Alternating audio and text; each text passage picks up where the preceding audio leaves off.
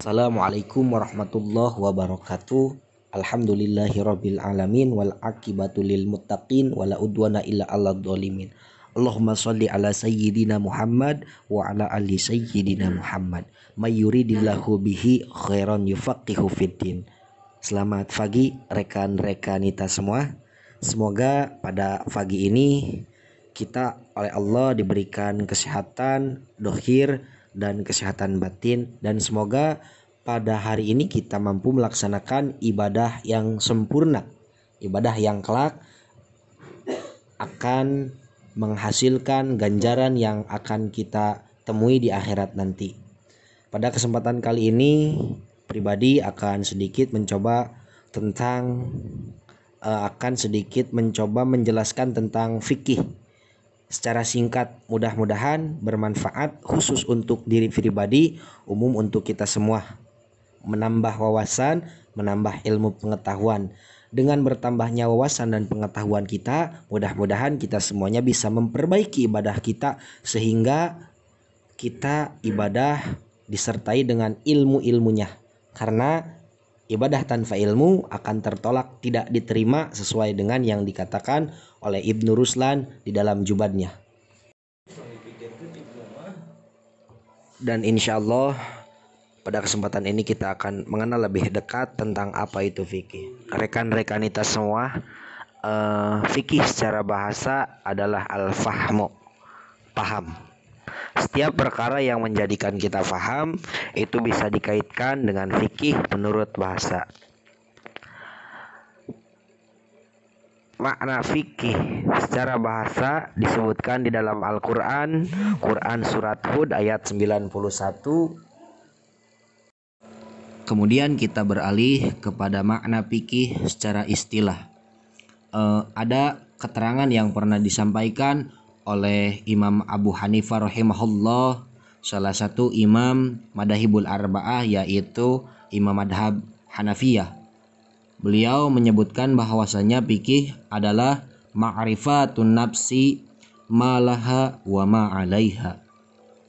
Fikih menurut beliau adalah pengenalan diri malaha wa ma'alaiha, terhadap apa yang menjadi haknya dan apa yang menjadi kewajibannya.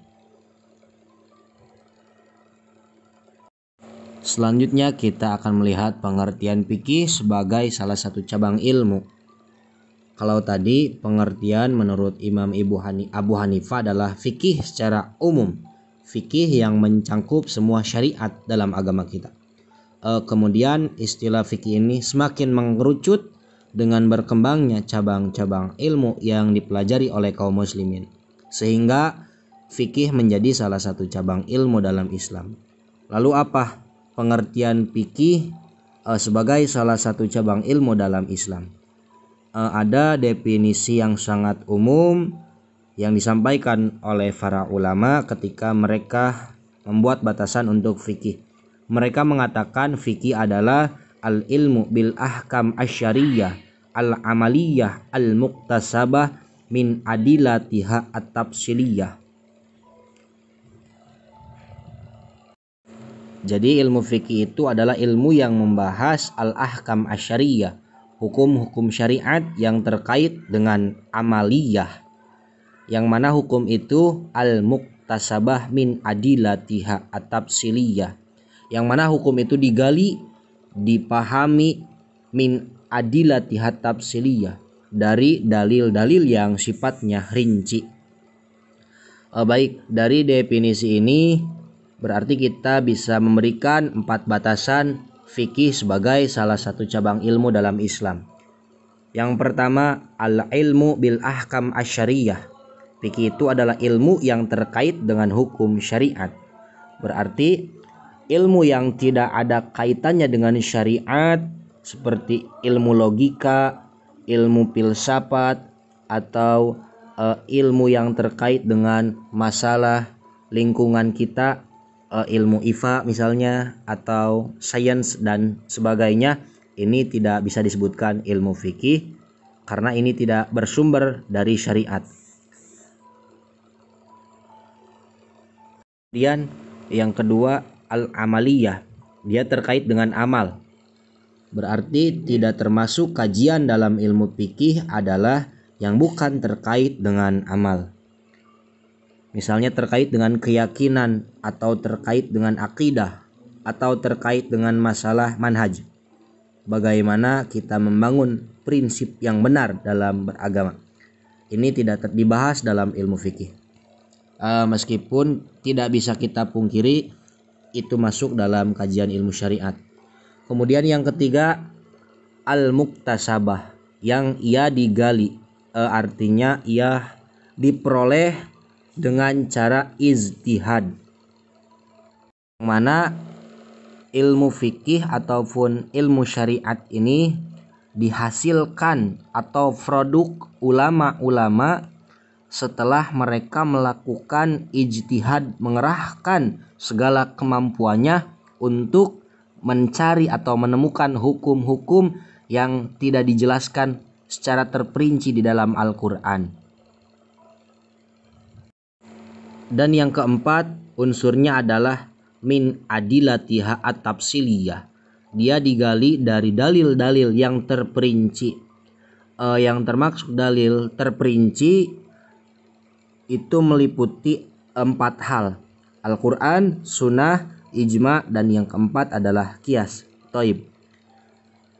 Jadi karena jikalau dalilnya tidak bersumber dari Al-Quran, Sunnah, Ijma, dan Qiyas, maka itu bukan masuk kajian atau bahasan dalam ilmu fiqih. Kemudian kita akan memasuki tentang masalah sasaran ilmu fikih. Rekan-rekan kita semua, sasaran ilmu fikih adalah af'alul mukallaf. Sasaran ilmu fikih adalah perbuatan mukallaf. Siapa itu mukallaf? Mukallaf adalah hamba yang berakal, sudah balik, dan dia mendapatkan kewajiban dari syariat. Para ulama mengatakan af'alul mukallaf terbagi kepada 3.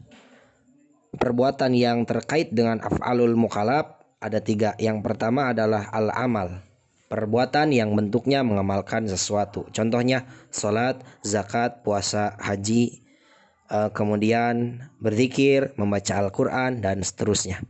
Kemudian yang kedua, af'alul mukallaf yang bentuknya tarkul amal, meninggalkan suatu perbuatan tertentu. Contohnya meninggalkan riba, atau meninggalkan perbuatan haram, meninggalkan minum khamr, zina, dan seterusnya. Kemudian yang ketiga adalah at-takhir, memberikan pilihan.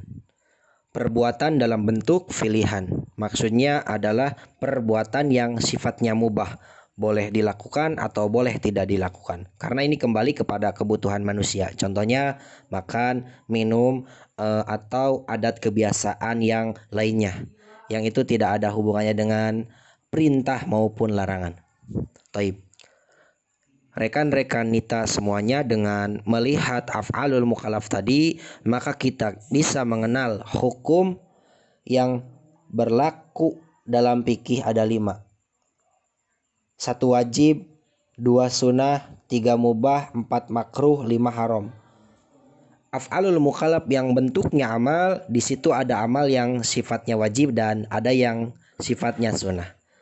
Af'al mukallaf yang bentuknya takhir, dia sifatnya mubah.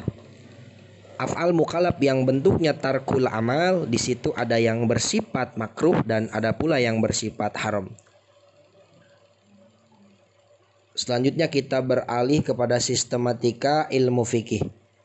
Para ulama menyebutkan ilmu fikih terbagi ke dalam 4 bahasan pokok besar. Yang pertama adalah fikih ibadah. Apa itu fikih ibadah? Yakni fikih yang membahas tata cara ibadah manusia. Dan fikih ibadah, para ulama menyebutkan bahwa yang mencangkup kepada fikih ibadah ada 6. Pertama toharoh, sholat, zakat, puasa, haji, dan jihad. Kemudian yang kedua, fikih muamalah, yaitu fikih yang membahas tentang interaksi kita dengan orang lain, baik yang sifatnya sosial ataupun yang bersifat komersil. yang sifatnya sosial seperti hadiah, hibah, wakaf.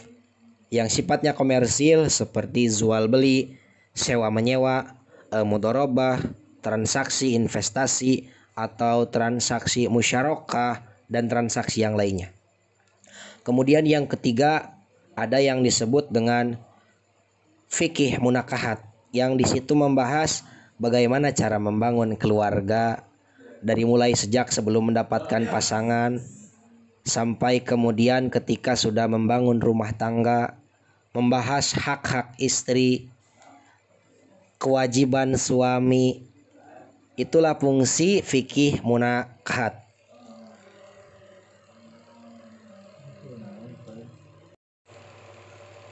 Dan yang keempat adalah fikih jinayat, fikih seputar peradilan dan kriminal.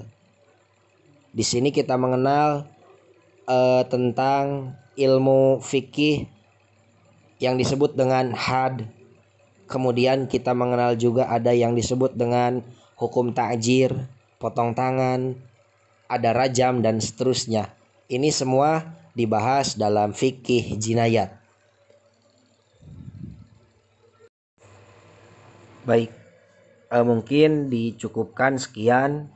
Mudah-mudahan pembahasan fikih secara singkat ini mampu menambah wawasan kita, mampu menambah ilmu kita.